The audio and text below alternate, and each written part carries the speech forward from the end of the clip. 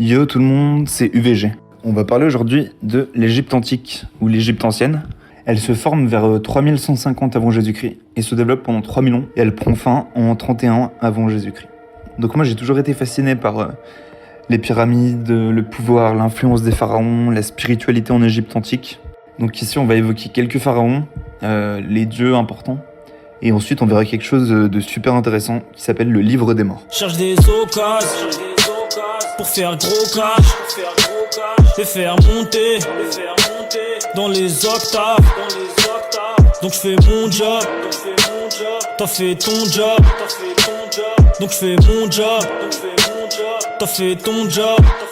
Pendant ces 3000 ans, il y a beaucoup de pharaons qui ont régné sur l'Égypte ancienne. On estime aujourd'hui qu'ils ont été entre 190 et 260. Khéops et Ramsès II, les deux plus grands pharaons de l'Égypte ancienne. Khéops, lui, il a régné entre moins 2551 et moins 2526 avant Jésus-Christ. Son nom égyptien, c'est Khufu, ça signifie « il protège ».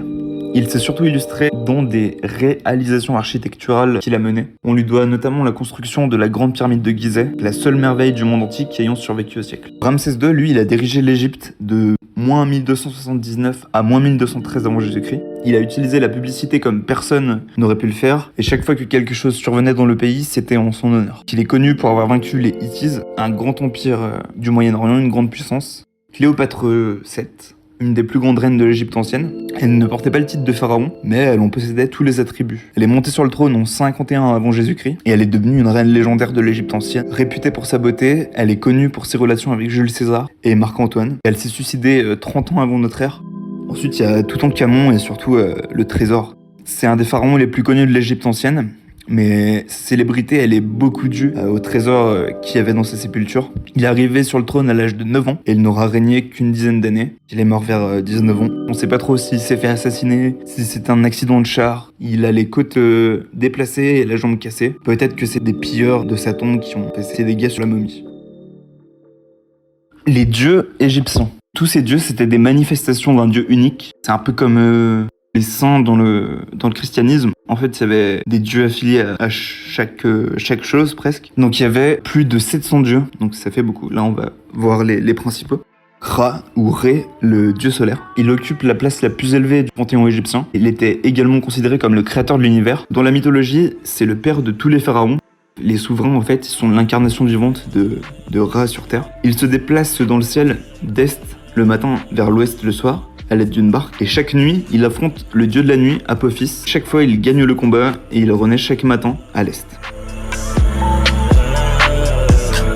Cognac dans la queue, cognac dans la queue, bière dans la club. D'après les Égyptiens, il aurait créé les hommes à partir de ses larmes. Les Égyptiens pensaient qu'au commencement, l'univers n'était qu'un gigantesque océan dans lequel naît le premier dieu, Ré. Donc Osiris, c'est quelqu'un de très important. Il aurait été le premier pharaon. Il a été assassiné par son frère Seth, qui était jaloux, mais son épouse, qui est aussi sa sœur, Isis, le fait momifier par Anubis, ce qui permet de lui redonner vie. Et il devient alors le dieu du monde souterrain, et il préside le tribunal des morts.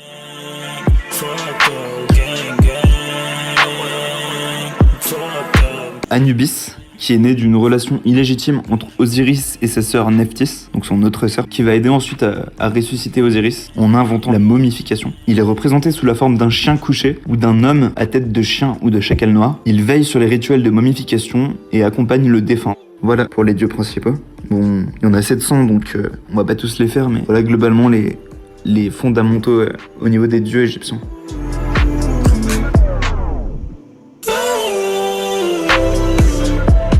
On arrive à présent au point culminant de la vidéo, le livre des morts. Alors qu'est-ce que c'est ? Donc c'est un texte magico-religieux. Les Égyptiens ils n'ont pas de mots pour dire mort, mais toute leur vie ils préparaient leur tombe. Pour eux, la vie après la mort c'est la joie. Ils vont rejoindre le dieu du soleil, Ré. Donc il y a eu différentes périodes importantes en Égypte. L'Ancien Empire, en moins 2600, une période intermédiaire. Donc les périodes intermédiaires c'est souvent quand il y avait plusieurs pharaons qui régnaient en même temps et que le pouvoir était divisé. Ensuite, le Moyen Empire de moins 2000 à moins 1700. Deuxième période intermédiaire. Le Nouvel Empire de moins 1500 à moins 1000. Et la troisième période intermédiaire de moins 1000 à moins 700. C'est un guide pour aider le défunt à affronter les dangers de l'au-delà. Et on apprenait les formules pendant sa vie pour les connaître par cœur. On peut dire qu'on apprenait à mourir.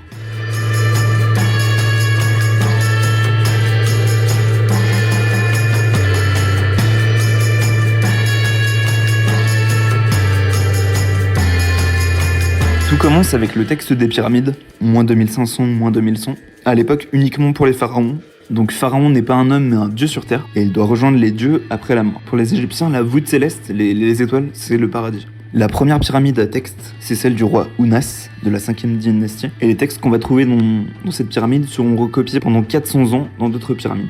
La pyramide, c'est une version plus élaborée de la demeure éternelle réservée aux pharaons. Elle se compose d'une entrée, suivie d'un couloir, aboutissant à une antichambre. Celle-ci donne sur 2 chambres, une à l'est et une à l'ouest. Celle de l'ouest contient le sarcophage du défunt. La chambre ouest est souvent recouverte de textes du sol au plafond. Ils sont destinés à être lus par le défunt roi, afin de lui permettre de sortir de la pyramide et de rejoindre les étoiles les plus brillantes dans le ciel. Pour que la magie soit opératoire, il faut prononcer les phrases. Le magicien, lui, écrit les formules, et le mort doit pouvoir s'exprimer dans l'au-delà. Ensuite, historiquement, on va trouver les textes des sarcophages de moins 2100 à moins 1700. À partir des années moins 2000, une guerre civile va remettre en cause la prédominance du pharaon. Lui seul ayant droit à une vie glorieuse après la mort, la résurrection devient petit à petit possible pour tous. Et on trouve aussi le livre des 2 chemins. Donc c'est la première représentation de l'au-delà qu'on va trouver dans le cercueil de Sène. Il y a le chemin terrestre et le chemin fluvial. Il y a aussi des chemins de feu. On va écrire de plus en plus sur papyrus, ça reste accessible aux gens aisés. Le premier texte des morts qu'on a retrouvé, c'est celui de la princesse Ahmès, une épouse royale, fille de Seqenenre-Taha. Donc le texte est en colonne, il n'y a encore pas beaucoup d'images, on le retrouve autour de la momie ou roulé à côté d'elle. Peu à peu, quelques images vont apparaître dans le texte des morts, la géographie de l'au-delà. À partir du Nouvel Empire, le papyrus devient la méthode privilégiée, donc il peut aller de 2, 3, 4 mètres jusqu'à des papyrus de 30 à 40 mètres de long. On retrouve les premières illustrations, les vignettes. On écrit aussi parfois sur les bandelettes de momies. On se sert des scarabées funéraires de cœur pour protéger le cœur. Ou on écrit dans les tombes, comme dans celle de Senedjem, un artisan fortuné de l'époque.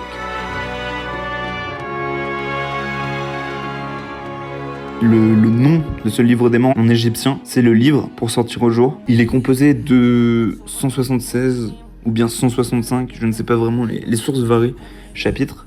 Donc ce livre, c'est pas un simple livre, il y a vraiment une notion métaphysique derrière. On peut diviser ce livre en 4 parties.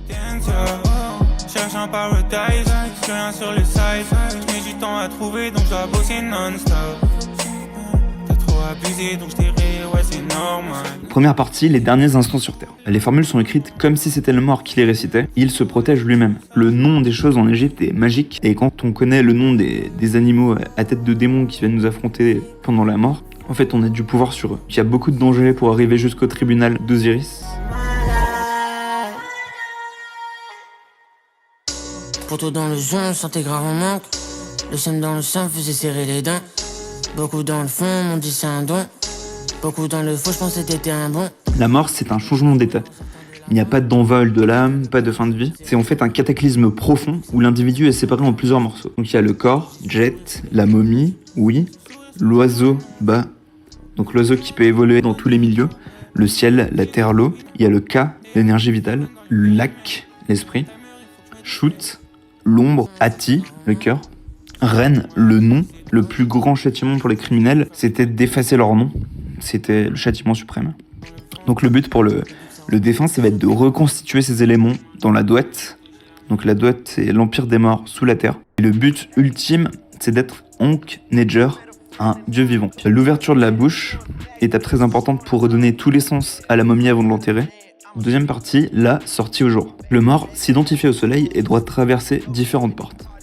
Le livre, c'est un guide avec les formules pour passer les étapes. Dans cette partie, le défunt proclame sa renaissance, mais aussi son pouvoir sur les éléments de l'univers comme sur ses ennemis potentiels.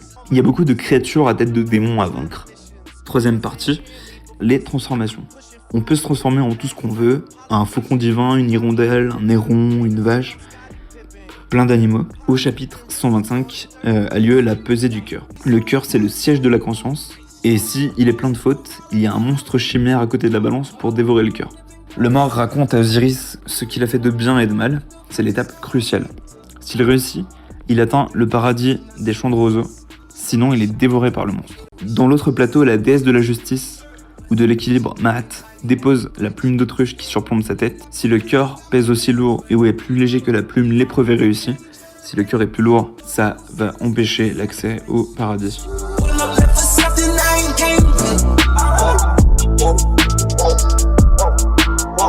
Étape 4, il parvient dans les champs d'Yalou ou les champs de roseaux. Donc c'est un paradis un peu différent de notre conception moderne.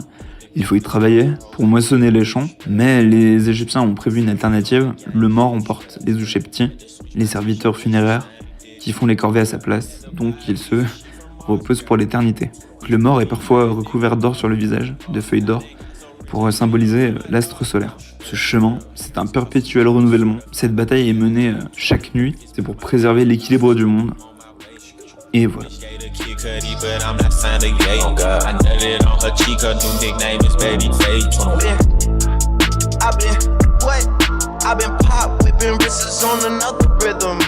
On peut dire qu'on est en quelque sorte les héritiers de l'Égypte ancienne et cette spiritualité égyptienne où on célèbre la mort et où elle fait partie du cycle de la vie au final, c'est quelque chose que je trouve très intéressant. Tu peux activer les notifications, tu peux faire ce que tu veux. Et du coup, j'ai attaqué un logiciel de 3D, Blender. J'en ai jamais fait, donc il va falloir que j'apprenne rapidement. Samedi prochain. Bye. Sur la terre entière, je n'aime pas le monde est haut. Au max tu cliques. Motherfuck, le monde est haut. J'ai le cœur bien vide. Petit baiser volé. Yamaha volé. T'as le chrome à payer.